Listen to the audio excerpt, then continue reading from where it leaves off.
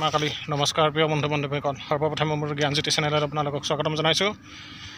বহু দিনৰ মূৰত আকৌ এটা ভিডিঅ'ৰ সৈতে মই আপোনালোকৰ ওচৰলৈ আহিছোঁ। আজি সময়ৰ ব্যস্ততাৰ বাবে বহুদিন মই ভিডিঅ' দিব পৰা নাছিলোঁ বা এনেকুৱা কণ্টেণ্টো পোৱা নাছিলোঁ। তো আজি মই আহিলোঁ আপোনাৰ কামাখ্যা মন্দিৰত থকা এটি পুৰণি মন্দিৰ চোৱাৰ উদ্দেশ্যে, বালক হনুমান মন্দিৰ। সেই বালক হনুমান মন্দিৰটোৰ মই গোটেইখিনি পৰিৱেশ আপোনালোকক দেখুৱাই আছোঁ। আৰু যিসকলে চেনেলটোত নতুনকৈ আহিছে তেওঁলোকে যাতে ছাবস্ক্ৰাইব কৰে, লাইক শ্বেয়াৰ কমেণ্ট কৰে, লগত নটিফিকেশ্যন বেলটো দবাই দিব, যাতে এনেকুৱা ধৰণৰ ভিডিঅ' মই আপোনালোকৰ ওচৰলৈ আনি থাকিব পাৰোঁ। আহক মই ভিডিঅ'টো আৰম্ভ কৰি আছোঁ। মহাকাল বাবা ও ভোলেনাথ। আৰু বৰ্তমান আহি মই হনুমান মন্দিৰটো পালোঁ। সেই ওপৰত আছে মন্দিৰটো, এতিয়া মই তালৈ গৈ আছোঁ।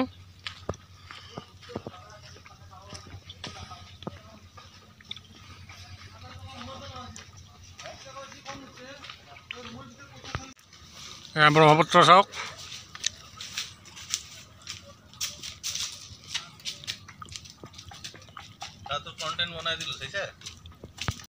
মা কামাখ্যা দেৱালয় হনুমান মন্দিৰলৈ যোৱা ৰাস্তা।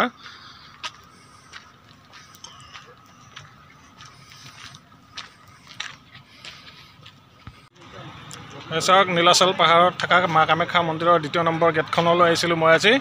তো ইয়াত এটা পুৰণি হনুমান মন্দিৰ আছে। তো সেই হনুমান মন্দিৰটোলৈ মই গৈ আছোঁ আজি। চাওক, হনুমান মন্দিৰটো বহুত পুৰণি, বহু মানুহে ইয়াত নাজানে যে হনুমান মন্দিৰটো কেতিয়াৰ পৰা আছিলে। আজি মই সেই হনুমান মন্দিৰটোলৈ আহিছোঁ আৰু সেই ঠাইলৈ মই গৈ আছোঁ।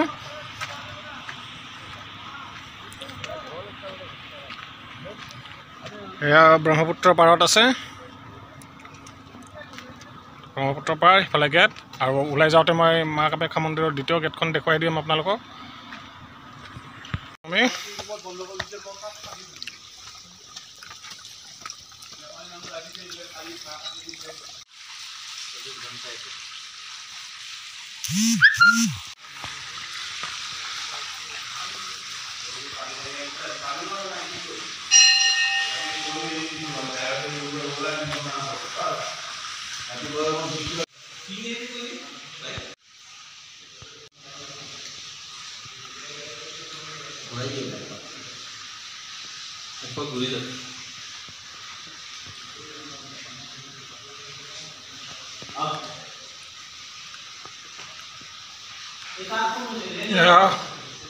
হনুমান বাবাক দিয়া নাৰিকল বান্ধি থৈ দিছে। এইবোৰ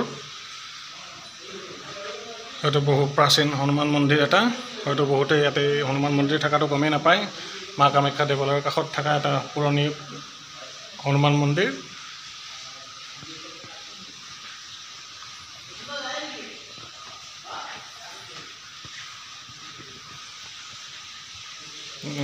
হনুমান, বালক হনুমান বুলি কয় এইটো মন্দিৰটো। আৰু আগত মই প্ৰভুৰ মন্দিৰটো দেখুৱাইছোঁ আপোনালোকক।